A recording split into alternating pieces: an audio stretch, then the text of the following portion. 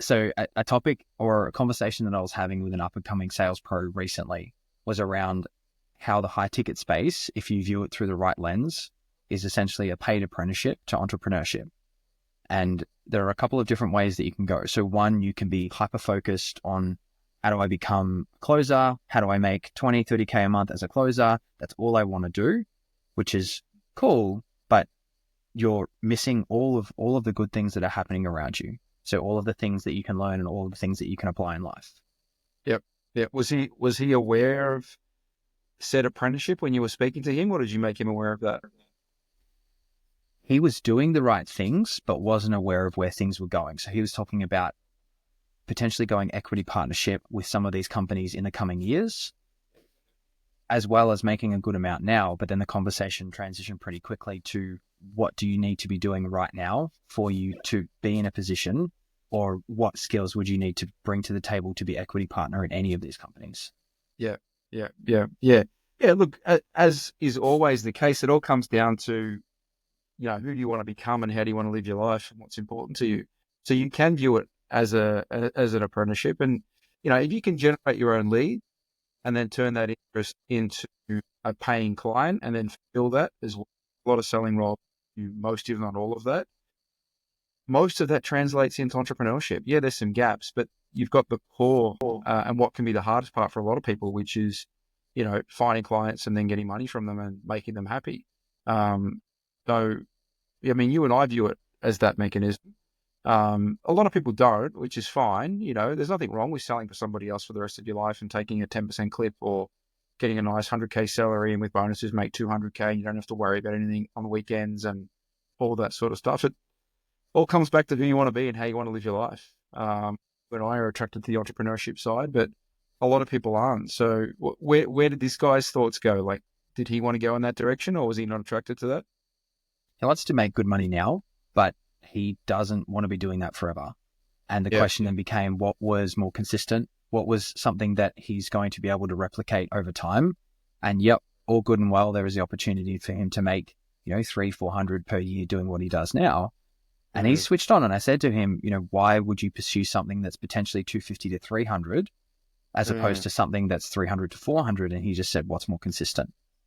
But then, so it comes down to leverage as well, and that you will be using your time for money consistently, which is okay. And it's still a great living, like a few 100K per year for not doing an awful lot of work and not difficult work is fantastic. But I think it ultimately will get to a point for a lot of people where it's not as fulfilling as you want it to be. And it doesn't have that excitement. It doesn't have something new. Entrepreneurship does, scaling a business, and what does Hormozy call it? Basically becoming a rainmaker, the kind of person that can generate value, content, worth wherever they're located. Yeah. We have all of that stuff happening around us nonstop, but we seem to miss it when we get stuck in that. Yeah. It's funny, like for me, we're still back to that question of who do you want to be and how do you want to live your life and what's important to you? Because, depending on his peer group, obviously he was talking to you the other day and you've got a certain peer group, but it's international and, all that sort of stuff. But his peer group might still be the guys he grew up with or the guys he went to university, all that sort of stuff. And they might be earning 120K a year and pretty ordinary jobs, not really loving life, slave to the man, all that sort of stuff.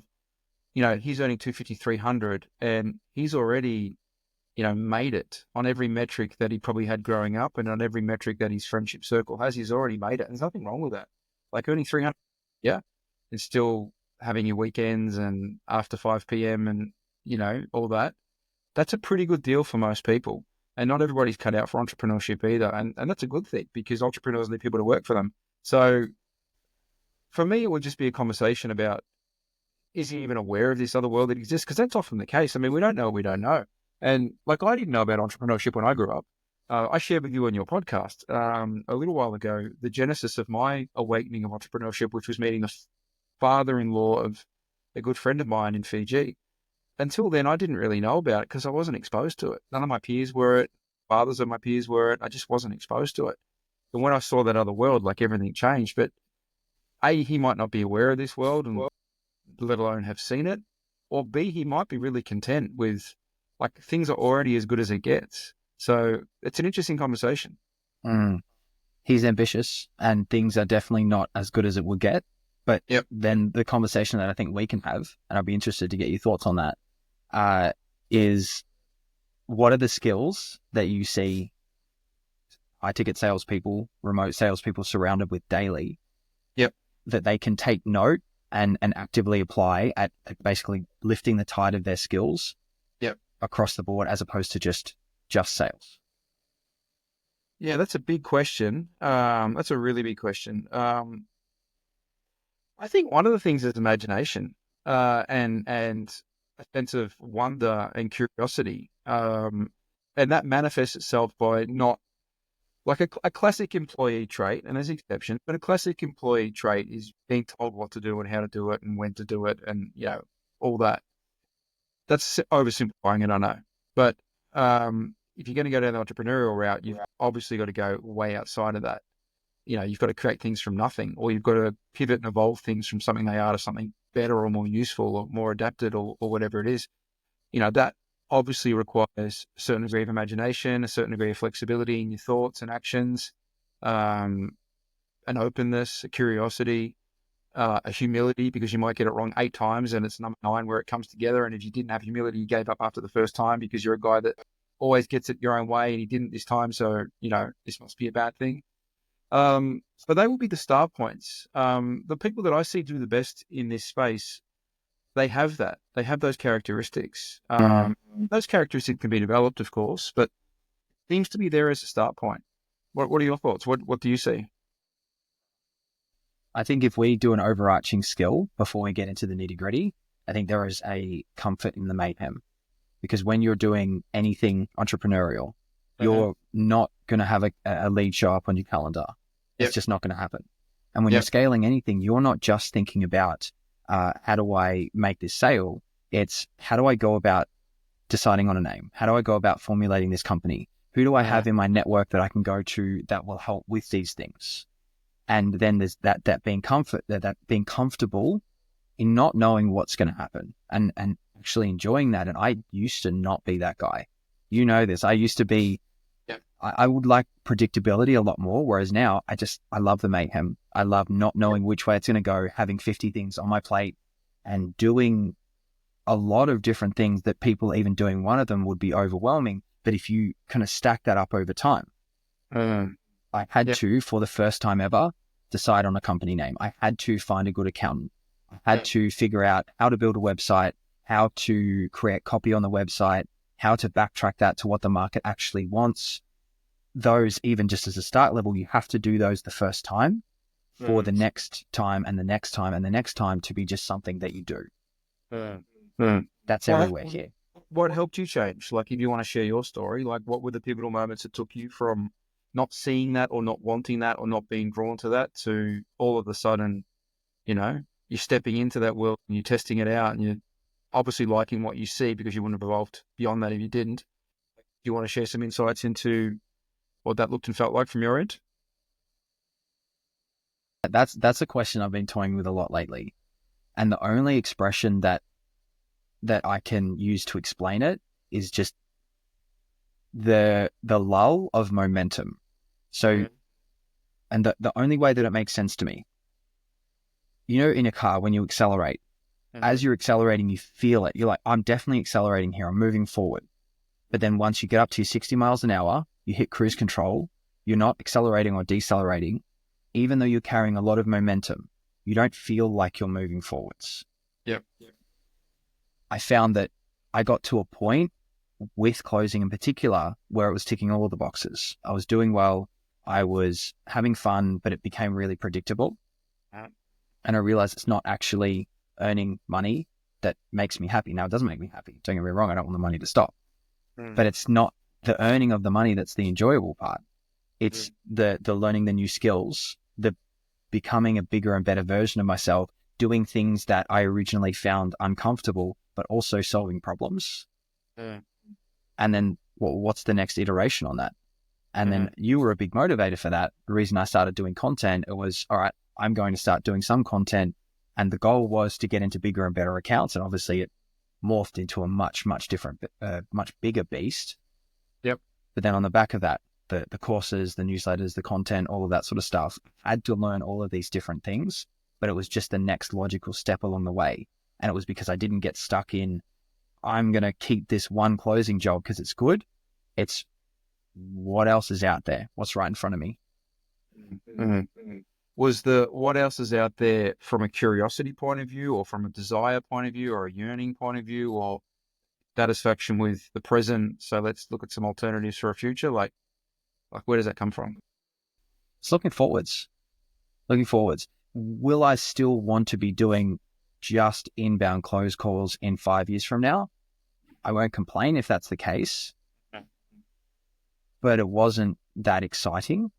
Yeah. And I realized that I was helping some people with vetting their offers, screening their offers, landing their offers, finding their offers.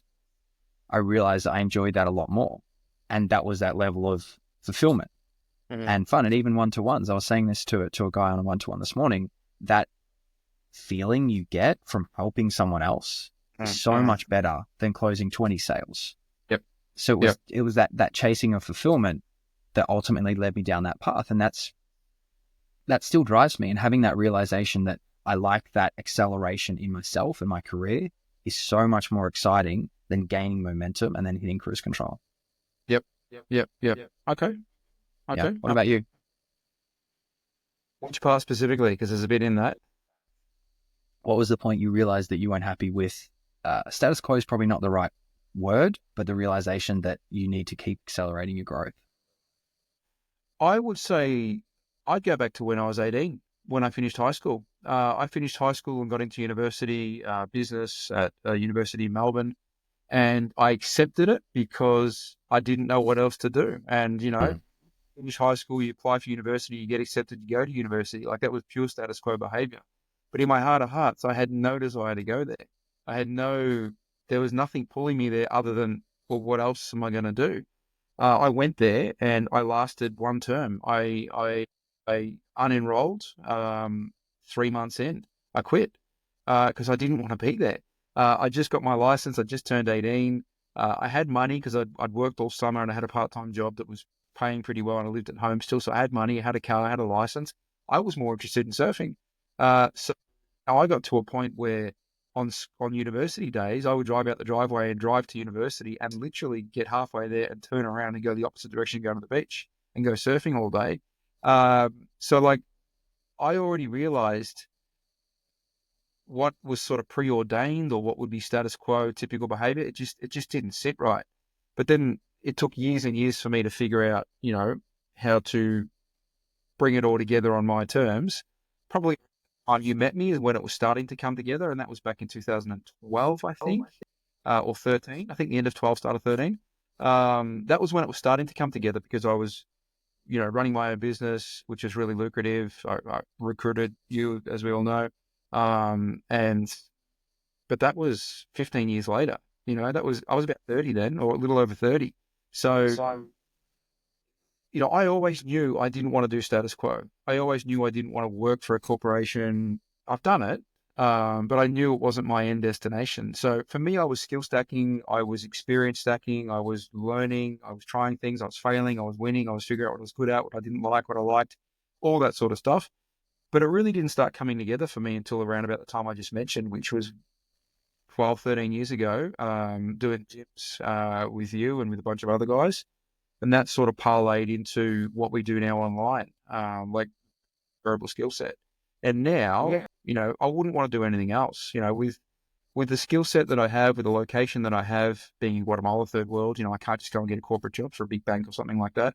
I wouldn't want to do anything else, still going for an account, running my own businesses, involved in really interesting conversations, helping people, feeling good about what I do, doing it on my terms. It can be lucrative, get to meet amazing people. Like, it's pretty good. I trade that in. So what are the skills that you've learned specifically from the remote space that you have applied business-wise? Well, it's not that I learned communication and sales and questions and all that in remote, but I would say I've refined it to such a degree in the last 5 years. Like, I already had it when you knew me back in the day, but it was a more primitive version of what we have now. But the level that I have it now, it just translates so wonderfully well into real life conversation every day.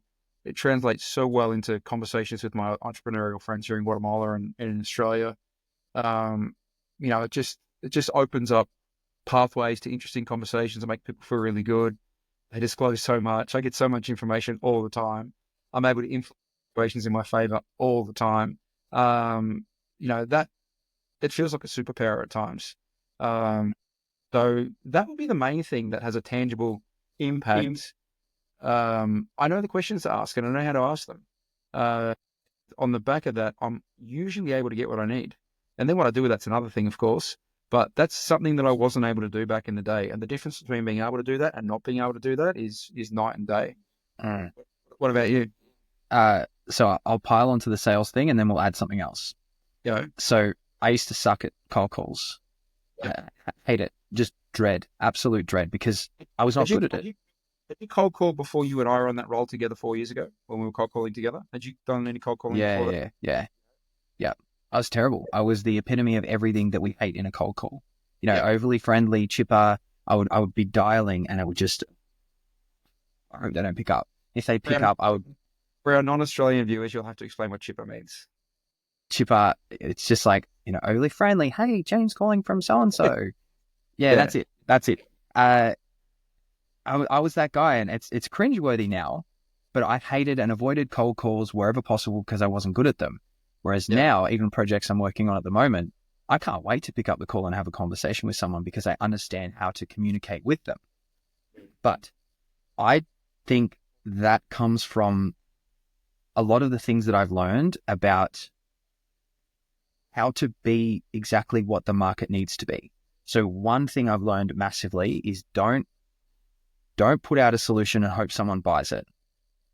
Figure out a problem in the market, then test the market, see exactly what the market needs, adapt that offer for exactly what they need. So as in you're creating something that ticks all of the boxes. But then on top of that, actually learning how to, the human behavior of your features, your benefits, your symptoms, and your emotions, how to actually speak at the symptom level for the prospect, as in what they see showing up. Like you don't go to the doctor because they've got this brand new medication that you really want to try that relieves knee pain. You go to the doctor because you have knee pain. So they're a lot better to say, come to us if you've got a sore knee, as opposed to we've got this new medication and it's great. So if we bring that all the way back, learning how to actually write copy, learning how to structure a website, learning how to put things where the human mind will naturally look in patterns for things, and knowing how to, instead of just own the sales process, how does a prospect flow through a funnel? How does a prospect flow through a sales system? What happens with them before the call? What happens with them after the call? How do you have really cohesive relationships with the marketing department so that everybody knows what they need to say, and how to see all of that? And just like, that's just the tip of the iceberg, but everything you need. So if someone said, hey, I've got a really good physical product, but I need someone to actually scale this company and help me do it, what are all those skills you need to make that happen? And I think that's where people will make the most. Okay. So you like to meet the market where it is. Yeah. Because there's obviously an alternative philosophy where you effectively, the market comes to you. Like you're big. So at some stage, then you live on the Sunshine Coast. At some stage, there had to be the first, probably Brazilian guy. I mean, it might have been a guy trained by a Brazilian who decided, I'm going to open my first, is it dojo? What's the parlance? What's the gym? Okay. I'm going to open the first gym focusing on jiu-jitsu in Sunshine Coast. And there's some guy did that.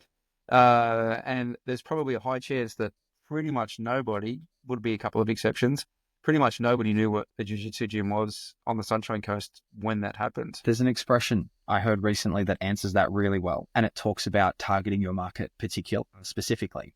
And what is it? I realized that if Henry Ford had have gone around asking people what they need, they would have said a faster horse. That's but right. In reality, most people are not going to be in the disruptive technology space. Yep.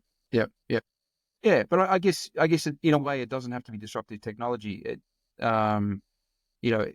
does require a different journey. You've got to educate, have people realize things about themselves that they probably hadn't realized yet. So it's a different journey, but if that's more of a life you want to live, I'm so obsessed by jiu-jitsu. I want others to benefit from this in the same way that I have. I know it's going to take time to get traction, but I'm all in.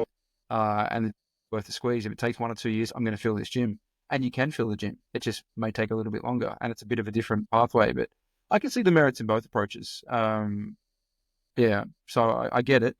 What was the other thing you were going to ask or talk about? Or have we forgotten? This is unscripted, but Yeah, I can't remember the other thing. So the basic premise of everything is, what are the skills, what are the things happening around us that even if we decided not to stay in high ticket sales, what will we do? And we can do side hustles and everything like that.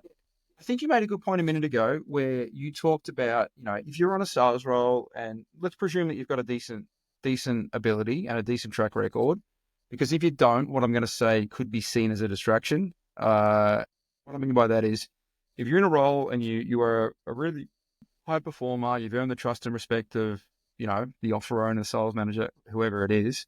So there's no critique on, hey, Michael, just concentrate on making sales okay. That's sort of not coming. But it would be in your benefit if you do want to think bigger and do things outside of just closing for somebody else in the future, to start to get to know the copywriting team, the marketing team, the lead generation, funnel building, whatever's appropriate, the fulfillment team, if it's in an industry or there's lessons that you feel you can learn from them. It will be in your best interest to start forming a relationship with them, be valuable to them, be collaborative with them. I did that with Andrew Purdom a lot a couple of years ago, and that was, unbelievably beneficial to me. I like to think to him to a degree as well. My world broadened on the back of that. I got to understand what it looks and feels like from a marketer's perspective, a copywriter's perspective, how they view us, how we can be more useful to them, how they can be more useful to us, where we can collaborate to create a completely cohesive system from lead gen to copy, or copy lead gen through the funnel, through all the activation points into a call waiting for a guy like me. And it's all seamless. It's all from the same page. There's not that jarring disconnect. That will serve you in the present, more sales today because the machine's humming. And B, you get exposure to other aspects of what it looks like to put an offer together and to run a business like this. You form relationships with guys and ladies like that, which can be really beneficial if you need to recruit in the future or assemble your own offer, or be connected to other offers to close on. So that's something that a lot of people are not aware of and doing that can be really, really beneficial. I know you've done that too. Yeah, a lot. And I think if we take our high ticket glasses off for a second for the remote sales space, if you become exceptional or at least great at sales and become pretty good at those other things, if you step back into the real world, you are, I don't want to say the word unicorn because it's a little bit played out, but you're such a high value individual. You are. And I think we get so caught up because the high ticket space is a compressor. Everyone's been through sales training. Everyone's done this. Everyone's done these numbers. Everyone is learning or has done some kind of education. It's so highly competitive. But if you take those skills and you step out and apply it to the real world, to something outside the high ticket space, you can be such an asset. You can be. Now, I'm not saying leave the high ticket space for freedom, income, complete autonomy, and just the way that you can live life on your terms. Don't really think that it's matched. But if you get to a point where you think, all right, kind of tick that box, I'm earning good money, I can do 5, 10, 15 hours per week, pay for my life a few times over, but I don't really like to sit around for the other however many hours are left for the week. I want to apply myself to something that's really going to push me. The more things that you've exposed yourself to, the more things that you've learned, instead of you thinking, oh, which way do I go? You have all of these options and abilities and skills that you can apply. You've just got to put yourself in situations where you can figure out what you want to do. Very good points. If you do go back to corporate, which for some people will be the right move, and that's fine. But if you do go back to corporate, you've been away for a couple of years, you're going to have so many points, presuming that you've done the right things whilst you've been in our world, which is, invest in yourself for training, for your evolution. You've built up networks. You've learned to speak to so many different types of avatars in so many different types of industries. You've probably been commission only for most, if not all of that time. So you've had to learn eat what you kill, and maybe you've had to become full stack as well. And from everything from cold calling through to closing and everything in between, and built out these relationships with marketing, like I mentioned earlier. Presuming you've done your version of that and done it reasonably well. I mean, you go back into corporate, and the point of difference that you have between yourself and them in most ecosystems you would go into will be astronomical. Corporate people, if they have any sales training, it's mandatory and it's from the company itself. The whole concept of paying for your own trainer and going in your own program from your own cash, your own time, your own blood, sweat and tears, that's pretty foreign to most sales teams in most corporations. There are exceptions, but for most, that's not the case. Just that as a start point, the fact that you had to go full stack, if you did that at some stage, which you and I have both done, means that you are not entirely reliant or don't have to be totally reliant on their overarching ecosystem. And you've got options as well. A lot of corporate people who've only done corporate think the only option they have is corporate. And therefore, if there's a gap on their CV or their LinkedIn profile for 2 months, they're cactus. You're not living and thinking that way. You have alternatives, which means that you take the roles that really appeal to you, and you can say no to the roles where you've got to make trade-offs you're not prepared to take, which a lot of corporate people want to do. It's just the way you can carry yourself in conversations, the questions you can ask to he or she interviewing you, should in theory be to such a higher degree than what your typical corporate guy would be, that again, the separation is massive. And if they try and change the terms on you, then, well, okay, no worries. I have plenty of other options. I've got this going on here. I don't have to accept that. But you said something just before. I want to say it before I lose it. So you said if you go across the high ticket for a couple of years and then go back to corporate, that is exactly what it's like to go traveling in your 20s. Yep. So you go away. It might have been you that said this to me. You're going to go away and you're going to spend 6 months to a year backpacking, doing whatever you're doing. And you're going to go back having had all of these experiences and learn things about yourself, put yourself in interesting situations. And then when you get back to wherever you're from, you see all of your friends and they're doing the same things. They haven't changed, yet you have just leveled up 100 different levels, and they're still going to the same places, working in the same thing, complaining about the same conversations. That was me that said it. I remember the conversation. Yeah. Me that said it to you. Yeah, and look, it was spot on. I was right. And I mean, that's a whole nother conversation if you want to have it on another call. But, that's something you're going to have to deal with. That's a big conversation. But you're right.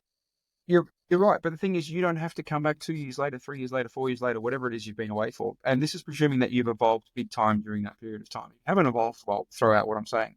But presuming you've evolved big time in that 3-4 year period, you don't go back as the same person, and you don't go for the same roles that you went for last time, and you don't accept the same terms and conditions while being treated as you did last time. Excuse my dogs, they're going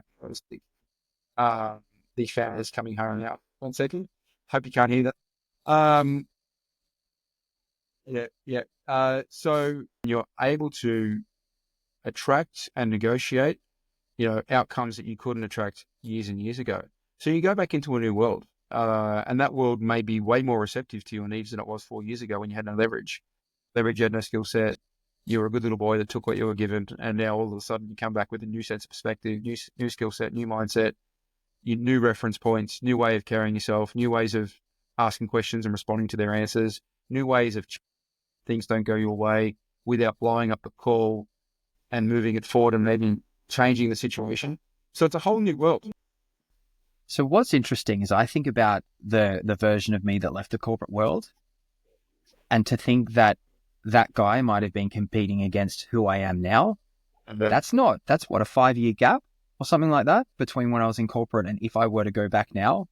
You can't compare those two people. And if I was competing with that individual, it wouldn't even be close. But at that time, I